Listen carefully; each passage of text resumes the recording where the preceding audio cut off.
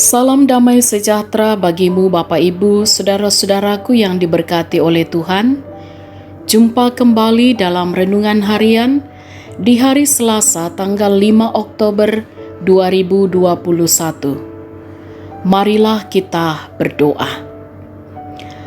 Kami bersyukur kepadamu ya Tuhan, Engkau setia menyatakan kuasa kasih-Mu terus menuntun dan memelihara kehidupan kami. Dan kami bersyukur atas hari karunia-Mu. Sejenak kami bersama akan membaca, mendengarkan, dan merenungkan firman-Mu. Ya Roh Kudus, mampukan kami memahami dengan benar, berkuasalah di dalam hati dan pikiran kami.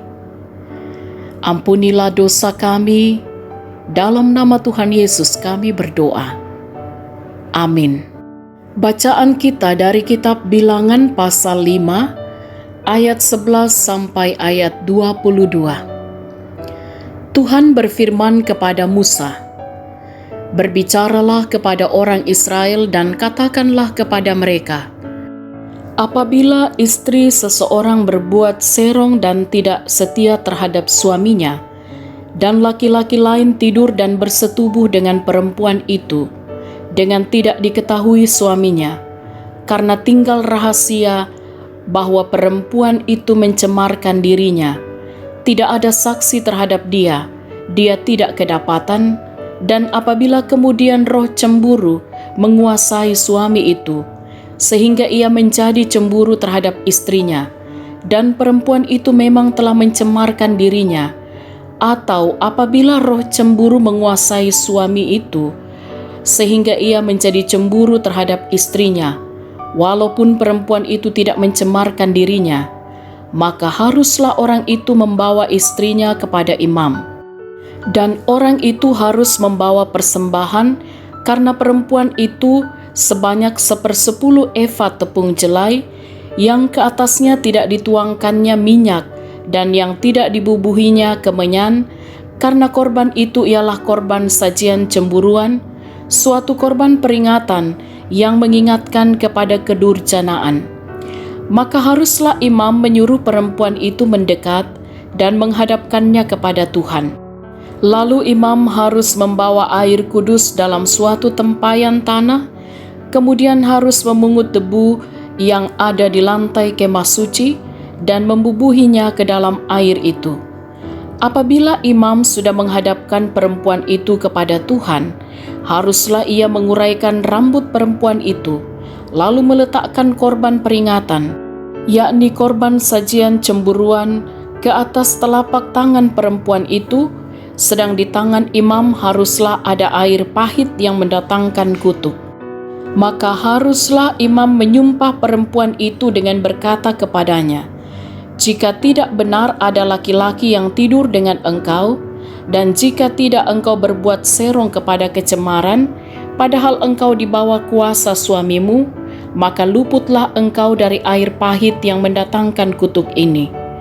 Tetapi jika engkau, padahal engkau di bawah kuasa suamimu, berbuat serong dan mencemarkan dirimu, oleh karena orang lain dari suamimu sendiri bersetubuh dengan engkau, dalam hal ini haruslah imam menyumpah perempuan itu dengan sumpah kutuk, dan haruslah imam berkata kepada perempuan itu, maka Tuhan kiranya membuat engkau menjadi sumpah kutuk di tengah-tengah bangsamu, dengan mengempiskan pahamu dan mengembungkan perutmu, sebab air yang mendatangkan kutuk ini akan masuk ke dalam tubuhmu untuk mengembungkan perutmu dan mengempiskan pahamu.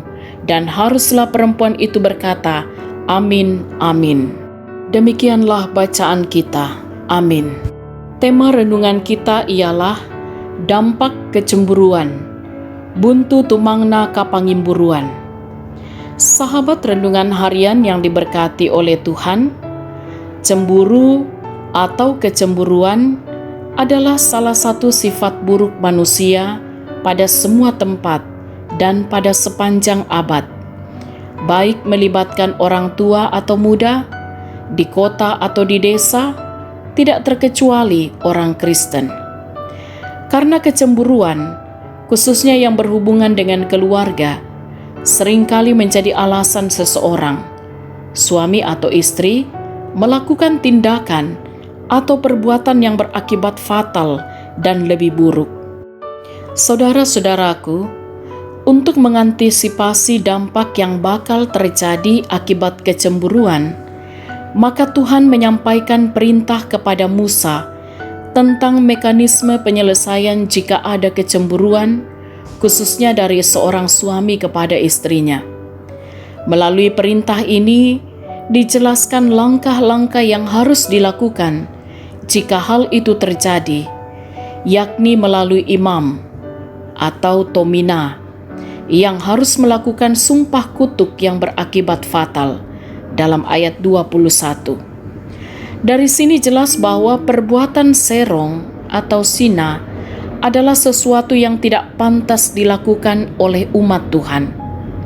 Saudara-saudaraku yang diberkati oleh Tuhan, melalui perikop ini, bangsa Israel sejak awal diberi peringatan untuk tidak mempermainkan kehidupan keluarganya, karena dampaknya sangat buruk. Peringatan ini juga menjadi penting untuk menjadi perhatian bagi keluarga Kristen, bahwa perbuatan-perbuatan serong atau zina, atau dalam istilah yang lazim sekarang disebut selingkuh, oleh orang yang sudah berkeluarga, sangat jahat di mata Tuhan, dan melahirkan akibat yang sangat tidak baik. Orang yang melakukannya menunjukkan bahwa ia masih dikuasai oleh keinginan daging.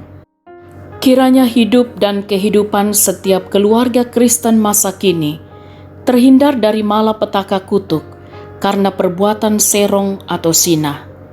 Tuhan dimuliakan melalui hidup dan kehidupan keluarga kita. Amin. Marilah kita berdoa. Bapa kami dalam surga, kami sungguh bersyukur dalam perjalanan kehidupan kami, di tengah-tengah keluarga yang Tuhan karuniakan. Kebenaran firman Tuhan senantiasa diperdengarkan bagi kami semua. Kami berdoa, kiranya melalui hidup dan kehidupan keluarga kami, nama Tuhan dimuliakan. Setiap orang tua, bapa dan ibu, suami dan istri, akan sungguh-sungguh bertanggung jawab, menyatakan ketaatan dan kesetiaan kepada Tuhan, berperan dengan benar di dalam keluarga. Kiranya anak-anak pun terberkati. Anak-anak akan menjadi anak-anak yang sukses di dalam Tuhan. Mereka bertumbuh dalam kasih Tuhan. Mereka menjadi anak-anak kesayangan Tuhan. Karena itu kami mohon, kiranya setiap usaha pekerjaan, perjuangan dari setiap anak-anak Tuhan, kiranya juga diberkati, agar melalui semuanya itu juga, mereka pun boleh menikmati kasih dan kemurahan Tuhan. Berkat Tuhan senantiasa dialami. Bapa kami dalam surga, kami mohon kasih dan kemurahan-Mu menopang saudara-saudara kami yang saat ini sedang bergumul dengan sakit. Kuatkan mereka Tuhan, untuk terus yakin akan kuasa dan kasih-Mu. Pulihkanlah mereka, hiburkanlah mereka yang berduka cita, dan kuatkan juga mereka yang sedang bergumul oleh karena berbagai hal. Kami mohon kiranya Tuhan pun senantiasa memberkati saudara-saudara kami yang saat ini boleh menikmati pertambahan usia, kesuksesan, keberhasilan yang boleh diraih, menjadi sukacita dalam kehidupan mereka, dan mereka pun akan senantiasa bersyukur kepada Tuhan. Kami mohon juga kiranya Tuhan senantiasa menjaga melindungi orang tua kami di masa tua mereka, menikmati hidup karunia Tuhan. Kiranya oleh kemurahan-Mu mereka bersuka cita, dan mereka pun akan senantiasa berbahagia, gembira bersama anak-anak dan cucu yang jauh ataupun yang dekat. Berkati pelayanan-Mu di tengah-tengah jemaat Tuhan. Berkati bangsa dan negara kami di tengah pandemi yang saat ini masih harus kami gumuli. Pulihkanlah bangsa dan negara kami Kiranya dengan semangat iman dan pengharapan, kami semakin teguh di tengah-tengah situasi ini. Kami mohon Tuhan terus menolong pemerintah kami, karuniakan mereka hikmat untuk menjadi alat Tuhan di tengah bangsa kami. Dan kami pertaruhkan kehidupan kami hari ini dalam kuasa-Mu. Kami percaya dalam kemurahan Tuhan, kami dapat berjalan dalam sukacita damai sejahtera Allah.